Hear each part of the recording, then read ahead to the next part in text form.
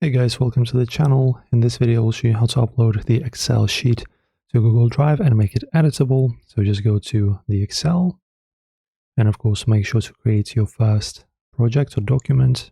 All right, for example, you just go here, book 4. All right, when you find your Excel book, for example, or document, you just need to save it to your computer. So to save it, you just go File and then Export. And then you can just choose, for example, download as PDF or CSV. Let's go with CSV, for example. All right, and then you, for example, just save it on your desktop.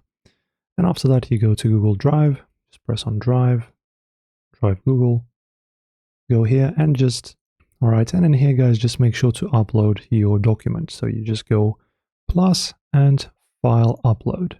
All right, and now my sheet is uploading, as you can see. All right, upload is complete. And let me see where it is. All right, here it is, untitled form. Then now if you wish to make it editable, just right click, then navigate to share and then press on share.